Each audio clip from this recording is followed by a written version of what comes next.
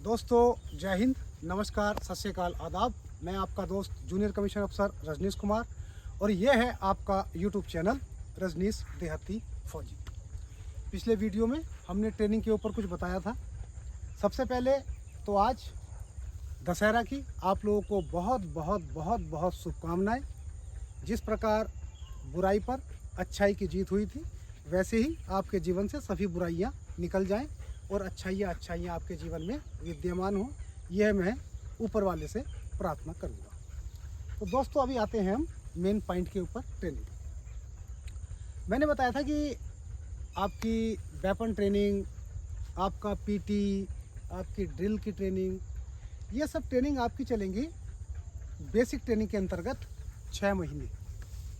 इसमें 12:40 तक आपका टाइम होगा ट्रेनिंग का और 12:40 से लगभग 2:30 से 3 बजे तक आपका रेस्ट और उसमें लंच होगा। उसके बाद रीफॉलन और आपकी दोबारा ट्रेनिंग स्टार्ट कर दी जाएगी। ट्रेनिंग में खाली यही नहीं कि आपको वेपन चलाने का ज्ञान, आपको चलने का ज्ञान, ये सब कुछ ट्रेनिंग के बारे में आपको ट्रेन किया जाएगा, बल्कि आपको कैंपिंग कैसे की जाती है, टैक्टिस लड़ाई के दौरान कैसे मूव किया जाता है, फायर एंड मूव क्या होता है, अगर इनकेस किसी जवान को घायल अवस्था में एक जगह से दूसरी ओर ले जाना हो तो वो कैसे ले जाया जाता है, ये सब आपको इन डिटेल ट्रेनिंग में सिखाया जाएगा। 6 महीने की आपकी ये ट्रेनिंग कंटिन्यू रहेगी। और ऐसा नहीं कि आप ट्रेनिंग कर रहे हो तो आप क्वालिफाई कर लिए, नहीं भाई, नहीं। इसके अंतर्गत आपके हर सब्जेक्ट के टेस्ट होंगे। आपने सपोज दैट आपका फिजिकल टेस्ट लिया गया और आप उसको क्वालिफाई नहीं कर पाए तो आपको रेलीगेट कर दिया जाएगा, यानी कि फिर वापस आपकी ट्रेनिंग शुरू कराई जाएगी। उसमें टाइम होगा, आपको टाइम दिया जाएगा 4 वीक का, 8 वीक का। अगर उसमें भी आप क्वालिफाई नहीं कर पाए तो आपका बोरिया बिस्तर बांध दिया जाएगा।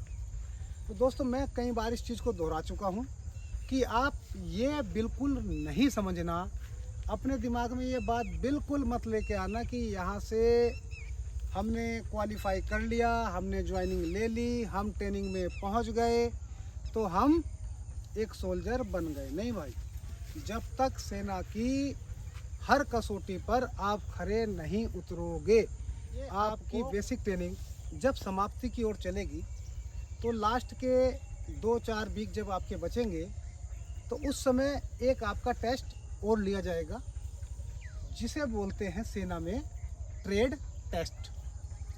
उसके अनुसार ही आपको सेना के किस विभाग में भेजना है, भाई ऑर्डिनेंस में भेजना है, आपको सप्लाई में भेजना है, आपको कहाँ आपको भेजना है। उस विभाग के भी बहुत सारे और समूह होते हैं। उसमें आपने क्या काम करना, आपसे टेक्निकल का काम कराना है, आपसे जीडी का काम कराना है, वो डिपेंड करता है आपके बेसिक ट्रेनिंग के जो ट्रेड टेस्ट का आपका रिज़ल्ट आया है उसके ऊपर वो डिपेंड करता है। उसी के अनुसार आपको ट्रेड आवंटित की जाएंगी। उसमें 2 चीज़ पहलू और देखे जाते हैं, आपकी हाइट क्या है, आपका बॉडी पोस्चर क्या है। भाई सपोज दैट आपको मिसाइल के अंदर भेजना है तो उसमें ये तो नहीं कि 5 फुट 7 इंच, नहीं, उसमें और ज़्यादा भी हाइट चलती है। तो उसके अनुसार आपको वो सब कुछ बताया जाएगा। इस 6 महीने की ट्रेनिंग समाप्त होने के बाद आपको एक लीव दी जाएगी, छुट्टी दी जाएगी।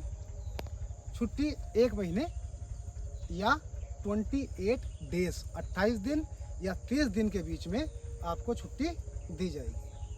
आप वापस आएंगे ट्रेनिंग सेंटर में, फिर आपकी स्टार्ट होगी एडवांस ट्रेनिंग। इस एडवांस ट्रेनिंग में अलग अलग सेना के अंगों की अलग अलग ट्रेनिंग है। उसमें 6 महीने से लेके 1.5 साल 2 साल तक की ट्रेनिंग शामिल होती है।